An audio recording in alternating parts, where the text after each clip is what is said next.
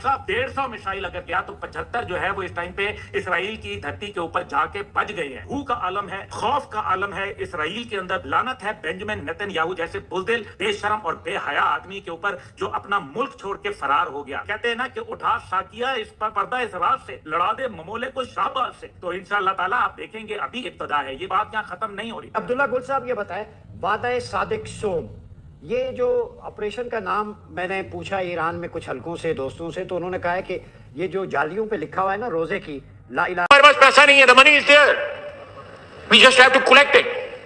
आप बैठे थे पीएससी में जब वो कौन से चेयरमैन इशफाक साहब थे मेरे चेयरमैन, उन्होंने आपके सामने कन्फेस किया था कि $3 अरब की जो है इंपोर्ट की ड्यूटी में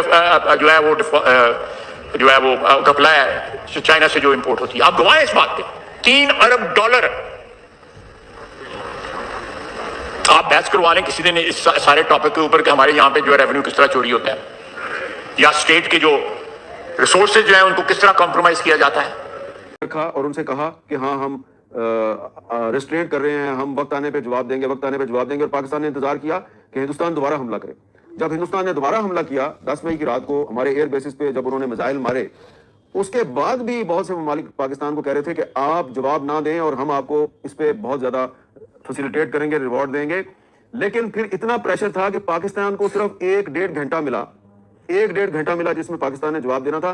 पाकिस्तान ने फौरी तौर पर उस 1-1.5 घंटे में जवाब दिया, बहुत मौसर जवाब दिया। उनके 6 जहाज गिरा दिए और इस दौरान पाकिस्तान की जो मिलिट्री कमांड है वो बिल्कुल जॉइंटली मॉनिटर कर रही थी सारी सिचुएशन।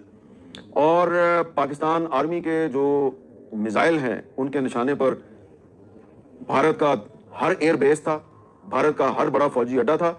और पाकिस्तान एयरफोर्स जो है, जब उसकी डॉग फाइट शुरू हुई इंडियन एयरफोर्स के साथ, जब 6 जहाज गिरा दिए गए तो पाकिस्तान एयरफोर्स इस पोजीशन में थी कि कम से कम इंडिया के 12 जहाज गिरा दे, यानी कि 6 मजीद जहाज गिरा दे। वो पिछले 2 साल के अंदर, कई सालों से लड़े, लेकिन 2 साल के अंदर 700 हमारी फौजी जो है हमारे शहीद हुए, हमारे सिविलियन शहीद हुए।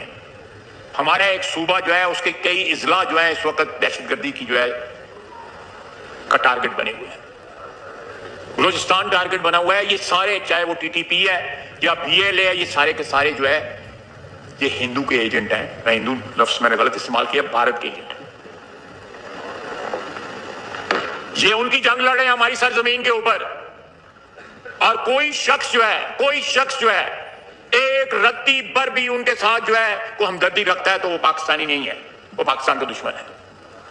सियासी हल जरूर होने चाहिए, सियासी मसलों के हल सियासी होने चाहिए, लेकिन अब जब हल ढूंढे और उसके आपके पीछे जो है भारत खड़ा हो, तो जनाबे स्पीकर वो तो हमारे अजली और अबदी फिर दुश्मन है वो लोग, चाहे वो बलूचिस्तान में है या केपी में है या पंजाब में है या सिंध में, ये कहीं भी है। पाकिस्तान की वादत जो है वो हमारा मतम नजर, हमारा मकसद है अव्वल और आखिर, और हमेशा रहेगा ता क़यामत रहेगा।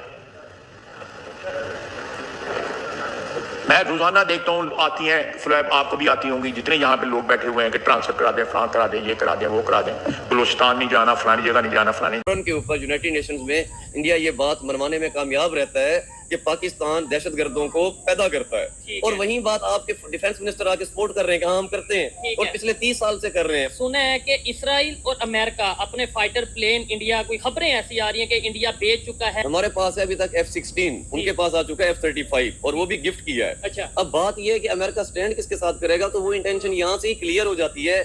देखिए आज भी डोनाल्ड ट्रंप की एक वीडियो चल रही है सोशल मीडिया पे जिसपे वो कह रहा है कि मेरे दोनों मुल्कों से अच्छे ताल्लुकात हैं। आपने पब्लिक से सवाल किया क्या जंग होनी चाहिए, सबने कहा होनी चाहिए।